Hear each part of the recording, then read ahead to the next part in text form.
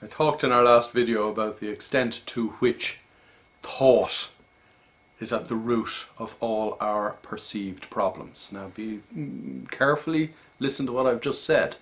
I didn't say thought is at the root of all our problems. I said it's at the root of all our perceived problems. The problem is that all our problems are just perceived. There may be challenges that we have in life. I'll deal with that in perhaps the next video. But they are things that we need to address with a clear mind, and if we do that, they are challenges that we manage to wade through. We ride the waves of life's challenges.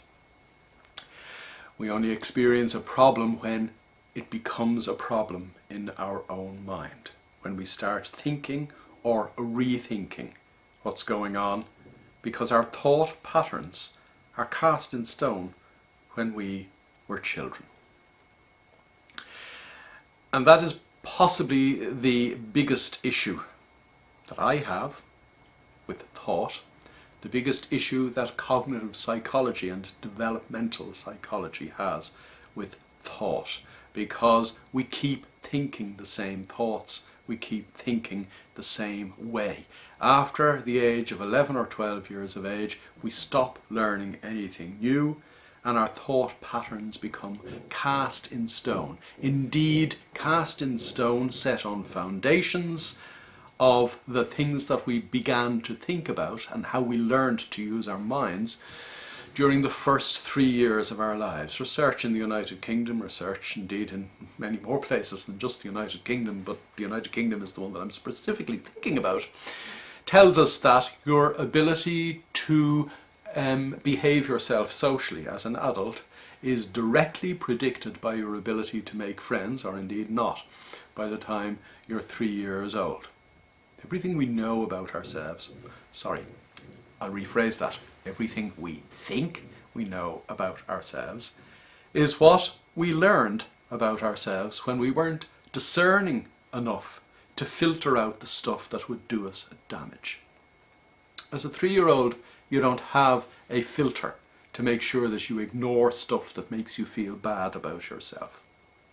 Indeed, the stuff that makes you feel bad about yourself holds greater prominence in your mind from the age of 3 on, stuff you've taken before the age of 3, and therefore queers the pitch for you, skews you negatively for the rest of your life, and it all happens automatically. The point I'm making is that whilst in the last video I said there was too much thinking going on and not enough seeing, feeling, hearing, smelling and tasting, the root problem in our thinking pivots around the whole concept of personality, who I think I am.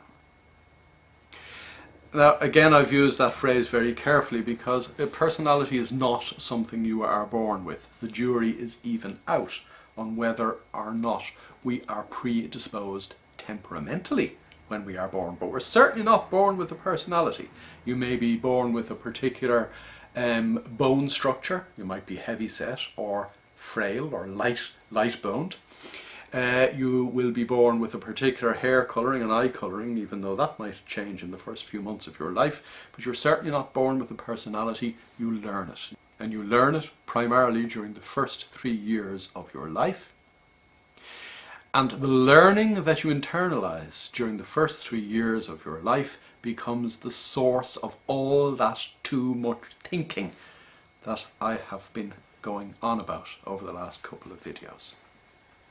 Now, I can't unravel the psychological snapshots of things that people did for me or to me when I was less than 3 years old, nor would I want to, for the simple reason that I may begin to compromise my own ability to make it through the day.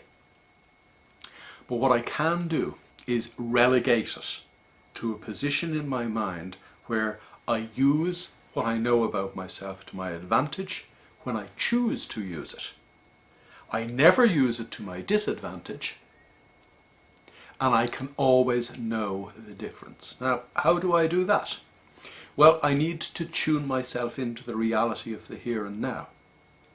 In my default state of mind, I'm tuned into the reality of what happened during my childhood years. I need to stop that, and I need to train myself to see, feel, hear, smell and taste what's actually going on now in 2016, as distinct from thinking that I know what's going on now in 2016 by reference to stuff that happened in 1959 or 1960.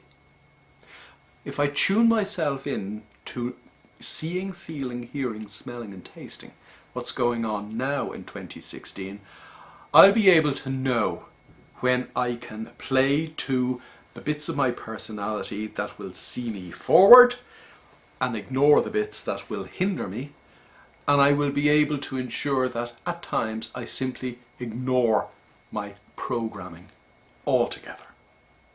The interesting thing is when you ignore your programming altogether. What normal people call courageous and brave actions are the actions that a fully focused person sees as the bleeding obvious thing to do next.